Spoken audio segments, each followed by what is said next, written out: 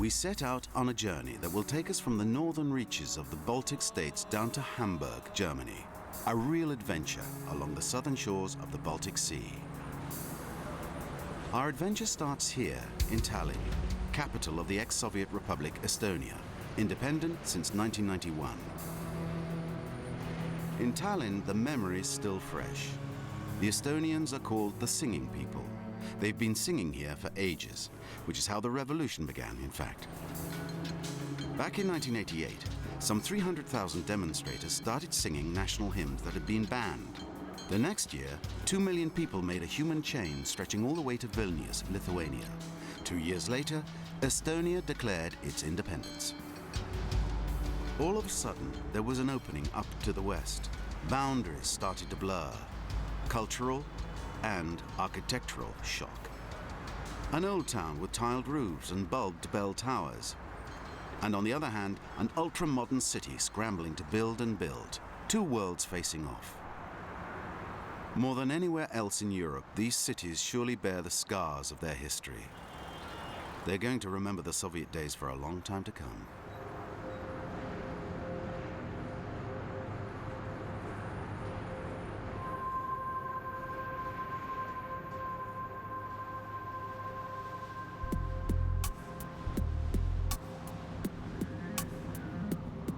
We head west, along the coast that will bring us to our destination, Germany. A long journey on the trail of the Hanseatic League, an alliance of trading guilds back in the Middle Ages. Will we find any remnants from that day and age? How has recent history marked these Baltic countries? It's only been 15 years since the first three, Estonia, Latvia and Lithuania, gained their independence. We've heard rumors about huge industrial cities and entire areas that were destroyed. It's true, these things actually exist. We'll be seeing them.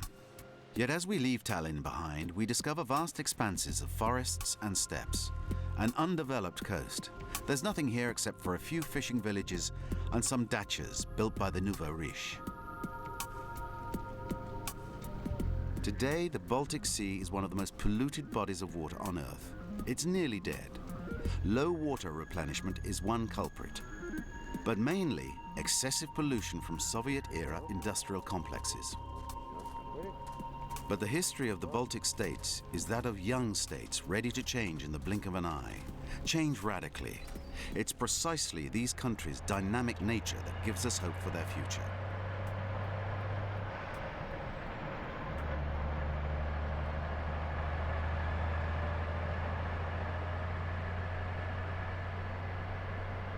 Since independence, Estonia has put on a new look.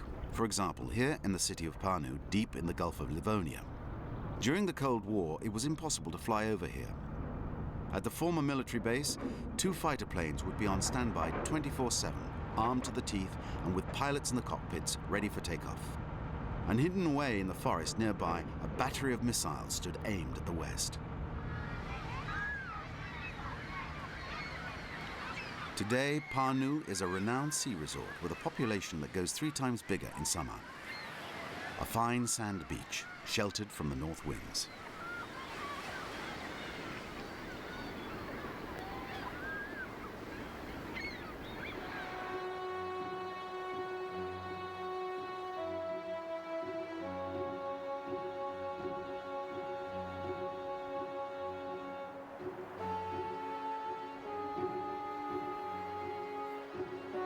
The beach at Pärnu was definitely packed. Still, if it's peace and quiet you're after, you don't have to look far. Kishnu, a little island of tranquility, is just a short ways out in the Gulf. A few houses that belong to fishermen. In their flat-bottom boats, they trawl the area's fish-starved waters.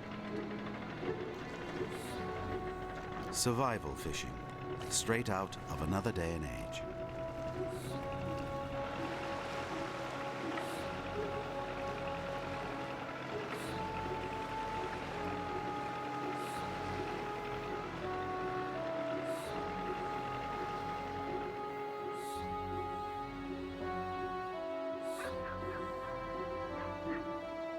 The forest again.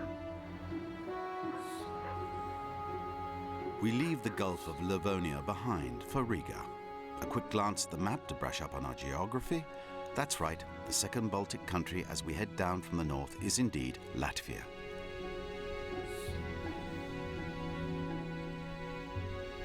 At the mouth of the river Daugava lies Riga, the capital of Art Nouveau.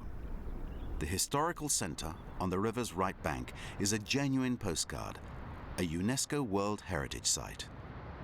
But above all, Riga is the epitome of the postmodern East. A telescoping of remnants from the Soviet era combined with the very worst the West has to offer. Today, it's the hottest city in the Baltics. People flock here to find freedom lost. Sexual tourism, in other words. Finns, Swedes and Russians come to blow a few days' wages on G-string girls in lap dancing joints.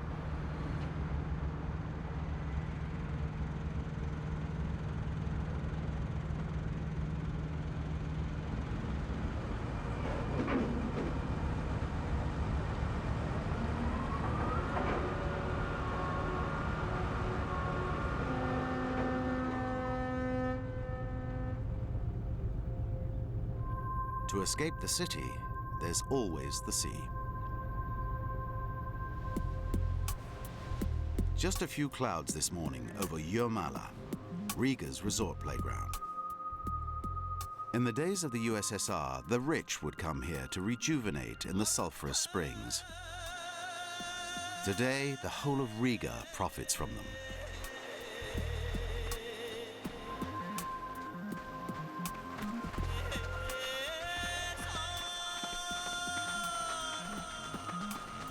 As we leave Jurmala, the Latvian coast stretches hundreds of miles like an endless deserted beach.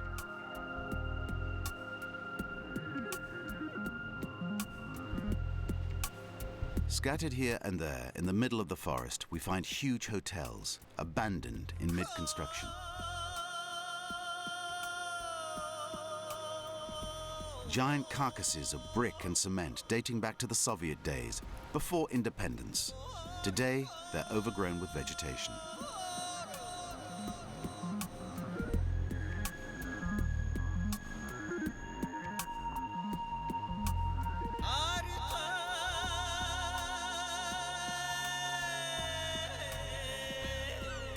A few fishing ports remain and are still in operation, like here in Ongur. I say a few ports because not many fish themselves remain. They're scraping bottom in the Baltic. Catches dwindle year after year. Time to look for different resources.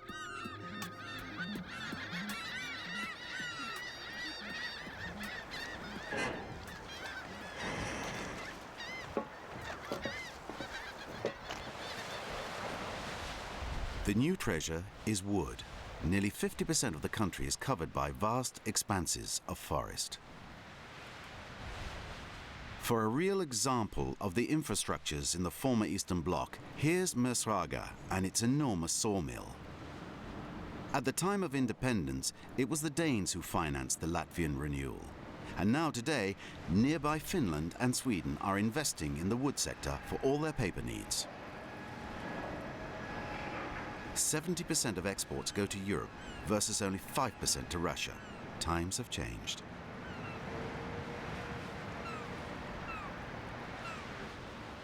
But to ship wood and ore as well, you need a harbour that's ice-free year-round. Look no further, the harbour of Ventspils. Ventspils, 60 kilometers west of Riga.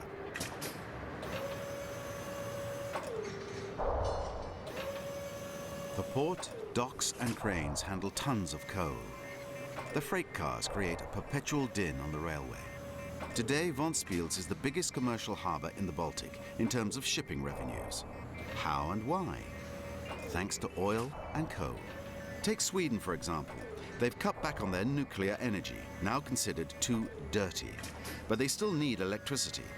So they import more and more coal from the Baltic countries. Did somebody say greenhouse effect? Still, it's a godsend for these little countries. The map indicates a city further south.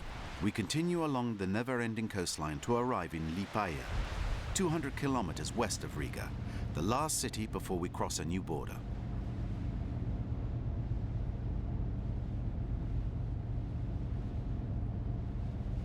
Liepāja, another industrial city along the coast, a mishmash of different eras.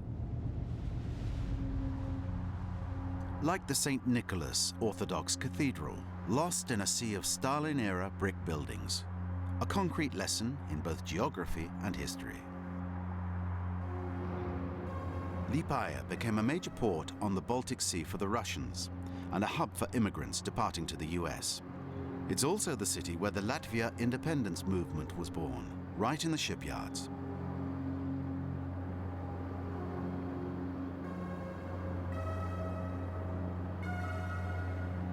Everyone here knows that if you look carefully among the seaweed along the water, you can find amber. In fact, the biggest piece of amber in the world was found just near Liepāja. It's a resin with magical powers. Amber from fossilized forests that were swallowed up by the Baltic Sea 40 million years ago, and has since found its way around the world, even to China. A little further on, just across a new border, we arrive in Lithuania.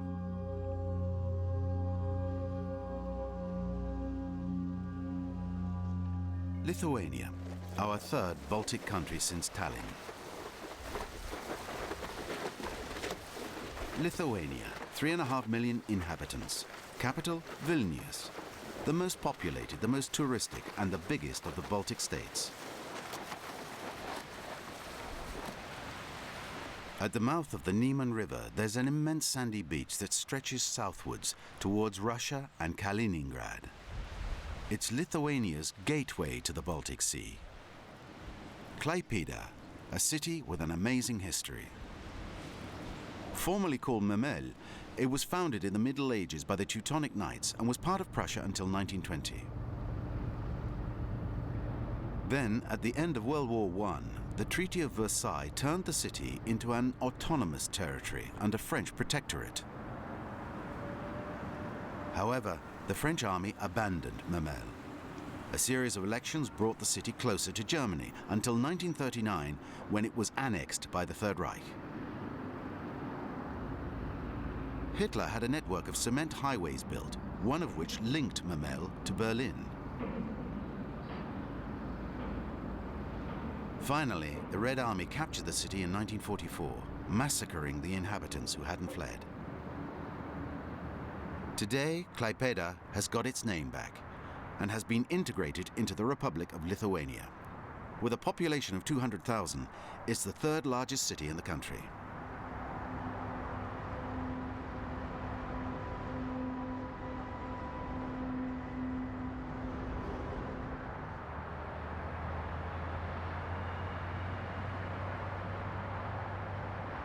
The days are long gone when the Teutonic Knights founded Klaipėda. Their capital was Malbork in Poland. We're not very far from there now. We've heard about this huge castle on the banks of the Nogat River. It's a ways inland, but definitely worth the detour.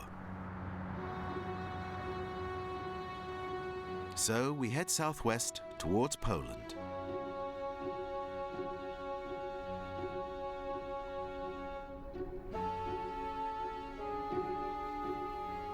There it is, Marienburg Castle in Malbork. Under constant construction for nearly 250 years, 3 castles stacked one inside the other.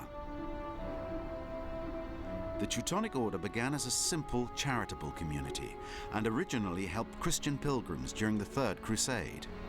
It was later reorganized into a military order. When the Teutonic Knights came back from the Holy Land, they tried to convert the local people and found a theocracy here. They fought against the Kingdom of Poland, located just across the way at the time.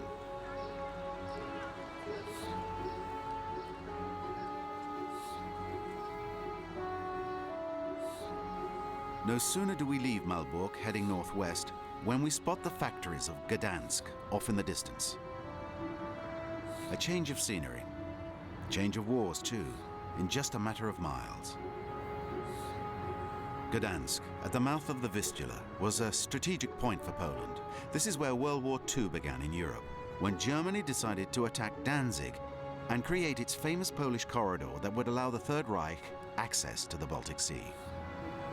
And now that we're here, we think of a man with a moustache we like to remember, Lech Walesa.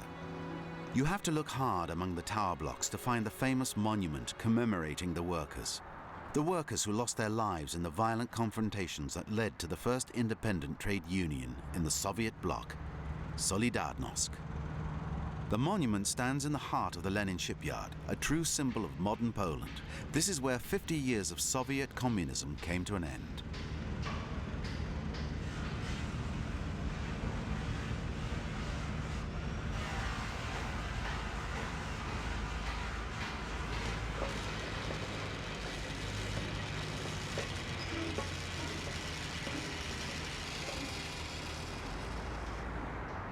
Very few people come to Gdansk without paying homage to Lech Walesa, a true national hero.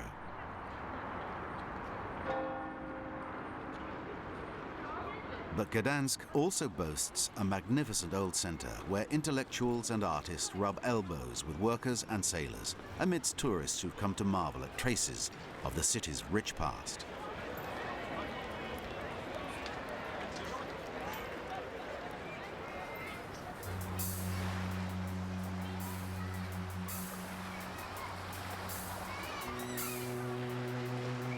And here we have the Polish coast awash in the light of an endless summer's day. The Poles aren't complaining about global warming. They no longer have to pack up the old Mercedes for the long drive to Spain. Now all you have to do is to come to the Baltic shore, where huge deserted beaches await.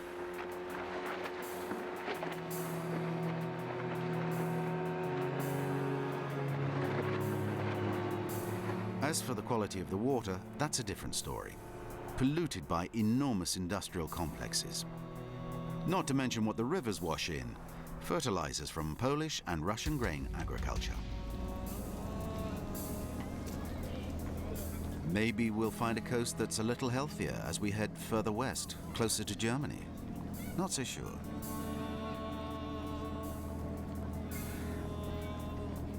There are still a few fishermen in the little town of Darlovo.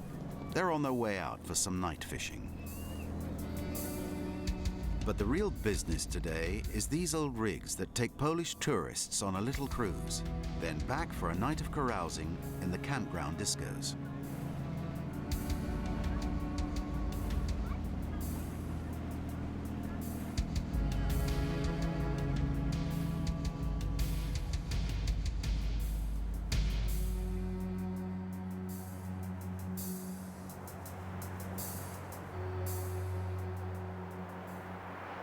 We head west towards the border.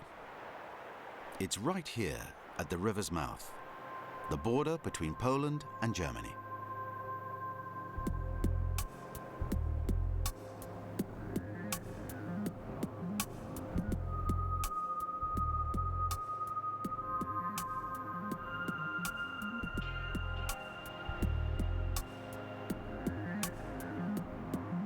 This is Germany.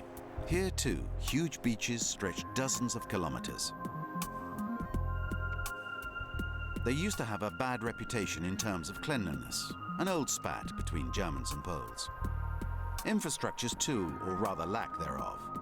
German reunification remedied the problem. Now, more and more people are coming, especially these past few years with all the heat waves.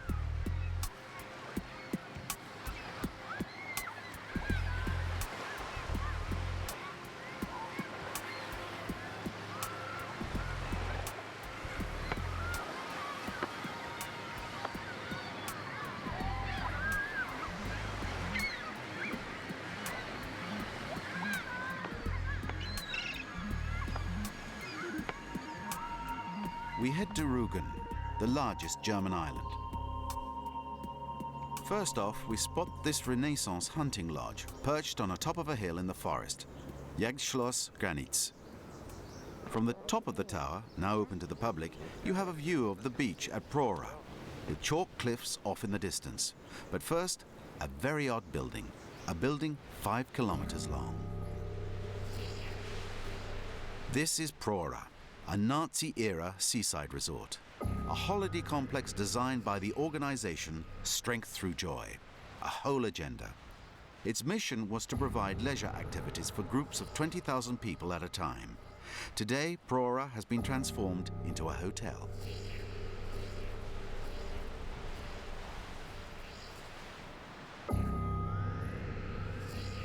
After German reunification, lots of investment was made in Rügen Island. It's since become a prime vacation spot for Germans once again.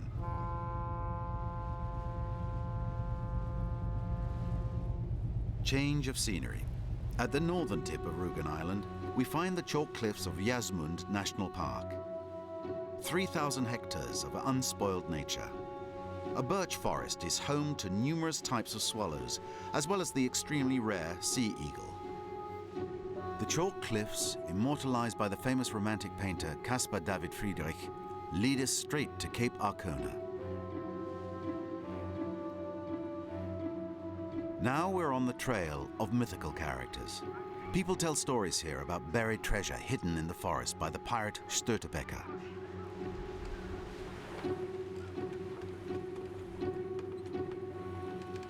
For a minute, we thought we were someplace else. If there's one haven of peace and unspoiled nature that remains on the southern Baltic coast, it's Rügen Island. But our delight is short-lived.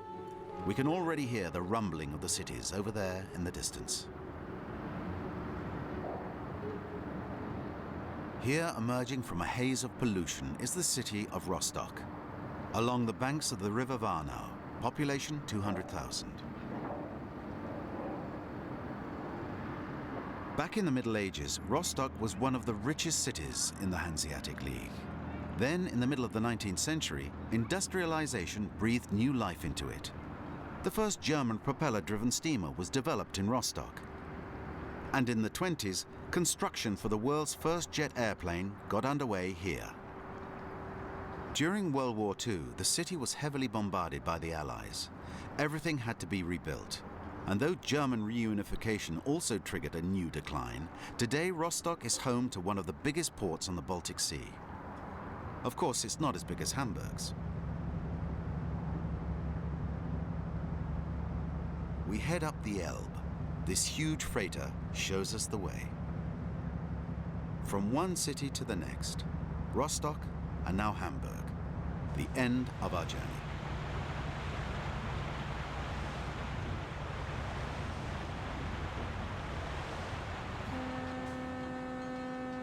Hamburg, gateway to the world. With a population of nearly 2 million, the commercial and cultural city of Hamburg is the second largest in Germany. 7 times more spread out than Paris. A city that's proud of its harbor with its incredible history. During the days of the Hanseatic League, Hamburg became the most important harbor in the North Sea.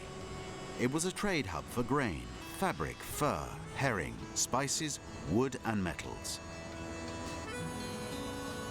After the discovery of America and a sea route to Asia, Hamburg became one of the most important harbors in all of Europe. In the 19th century, they still needed to expand the port and storage capacity, so the warehouse quarter was built, one of the world's biggest storage spaces. Finally, a canal was dug to link the North Sea to the Baltic Sea, a second sea access for the Baltic states. Today, Hamburg is still a hotspot for international commerce. With their legendary merchant mindset, Hamburg residents are accumulating new wealth. The biggest warehouse complex in the world, which used to be filled with coffee, cocoa, rugs and spices, is nowadays a hip residential neighborhood. A different time, different wealth.